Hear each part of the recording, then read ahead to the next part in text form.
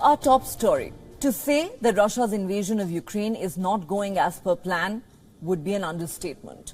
When it began, Russian President Vladimir Putin had said it would end in 3 days. It's now been almost 9 months. And Ukraine is making territorial gains. Could the recent reverses force Russia to use some aces up its sleeve? Since Ukraine began its counter-offensive, Russia has been on the back foot. Despite the referendums and military mobilization, the conflict hasn't been going Russia's way. Now, Russia has evacuated Kherson. The transfer of Russian troop units to the left bank of the Dnipro River was completed at 5 a.m. Moscow time today. Not a single piece of military hardware was left on the right bank. All Russian service personnel crossed to the left bank of the Dnipro River. Now, Russia insists its withdrawal from Kherson does not mean it has given up the region. It says it's still a part of Russia because of the referendum. But the visuals of Ukrainian soldiers hoisting the country's flag in Kherson tell a very different story.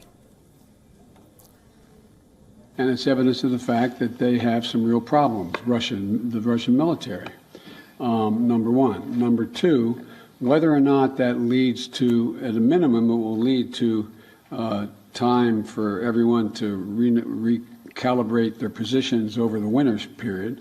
And it remains to be seen whether or not there will be a judgment made as to whether or not Ukraine is prepared to compromise with Russia.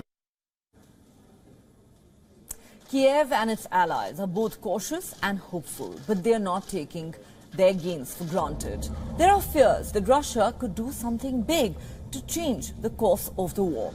Russia has alluded to using nuclear weapons in the past. However, that could bring the world to the edge or Armageddon. So Russia may be planning something else instead. Reports have now emerged suggesting Moscow may be thinking of using EMPs. EMP stands for electromagnetic pulse. An EMP weapon is detonated above a target. The pulse knocks out electronic devices within the blast radius. It can fry critical civilian and military equipment. These weapons could also wreak havoc on civilians' lives. Russia has already targeted Ukrainian energy and water infrastructure. EMP weapons could do more damage, that too on a larger scale. What weapons can generate electromagnetic pulses? Well, some nuclear weapons can, but Russia may not go that route. Instead, it could use non-nuclear EMPs, specifically EMP cannons. Reports say these cannons have a range of almost 10 kilometers. Now, who would use these weapons? They would have to be well-trained forces. After all, the pulse could disable Russian equipment as well. Enter the Spetsnaz. The Russian military special forces, like US Marines, Russian Spetsnaz forces are elite forces. They were deployed by the Soviets in Vietnam to thwart American forces. More recently, they have conducted operations in Syria. And of course, they were in Ukraine in 2014 when Russia took over the Crimean Peninsula. So what happens if Russia uses EMPs? Why is it any different? Remember, these are pulse weapons. Pulse weapons can have a large blast radius. The effects may even enter NATO territory. An EMP may still count as an escalation. And of course, if Russia uses a nuclear EMP, then the results could be absolutely disastrous. For more on this big story, we have with us Daniel L. Davis, joining us from Virginia in the United States. Lieutenant Colonel Davis is a senior fellow and military expert for defense priorities, a retired Army Lieutenant Colonel with 21 years of service, including 4 combat deployments. Thanks so much for joining us once again here on WION. Let me ask you this. According to this new report, as I just mentioned, Russia may be ready to launch a tactical electromagnetic pulse or EMP strike as frustration over battlefield reverses is mounting. We've seen what's happened in Kherson, for example. Now, while Russia's threats of escalation have almost always been interpreted as a reference to the use of traditional nuclear weapons, could Putin have had this new warfare tool in mind all this while? What do you think? Well, I think that he probably has his entire arsenal in mind. I think that he probably constantly analyzes, what the what the cause and effect are, what the potential responses would be, what the cost would be of not using them. And I think we have to absolutely take into consideration that he may employ some of these weapons. As you talked about in your intro there's a number of different types of weapons that they have, both including the tactical as well as the strategic, that can blow up over the top of the target, or can be fired from an artillery shell, or even through a cruise missile. And they have different levels of activity and different levels of success. But whatever the case, when they're employed, they have devastating consequences both for military and civilian infrastructure. All right. Daniel Davis, the report also says if Russia decides to launch an EMP strike, it can disable Ukraine's civilian infrastructure in one stroke, leaving the entire country without light, heat, communications or transport. That too at a time when a harsh winter is approaching.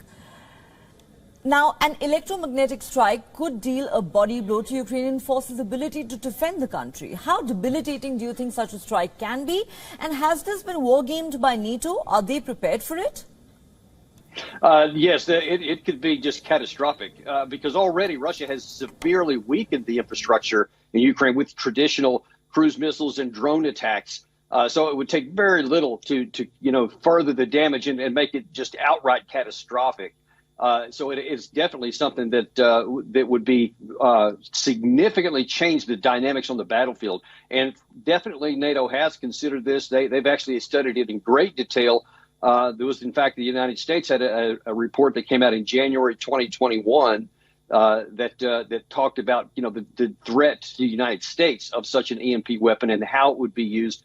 So it's something they give a lot of threat to. And it actually also exposes that, NATO tries to harden its infrastructure against these kinds of attacks. But Russia has now some weapons that basically double the caliber of electromagnetic pulse that's necessary or that would be used, and it would even overcome that. So it's a real concern for NATO. It is a real concern, as it should be, given the kind of dangers that are involved with the use of EMP weapons. Now, if Russia were to take recourse to something like this, it would be electromagnetic warfare. And almost all the defense equipment deployed by NATO, radios, GPS, navigation, aerial drones, they're dependent on electronics. And the assessment of many experts is that following a successful EMP strike, Ukraine would have to halt fighting to restock its arsenal, which will likely be completely ruined. And Russia could meanwhile rebuild and resupply its forces and launch a spring offensive. Now, at this point, China and North Korea are the only other countries that have EMP capabilities. If Putin uses these, will it change the future of warfare itself? Oh, I don't think there's any question about that. It would be a devastating response and change everything because, number one, no one's ever seen anything of this caliber that's been used. It's all been theoretical. And for it to actually be employed on the ground would just change the whole dynamics, because then the question is, what are you going to do in response? The idea that we would do nothing seems to be pretty far-fetched. But then anything would be escalatory because, people would then be saying Russia should be attacked in the same way. And then there would be counterstrikes, and then you go up the escalation ladder and then potentially conventional nuclear weapons come into play again. And that would just be just something that we should never even go down that road. But it is a danger.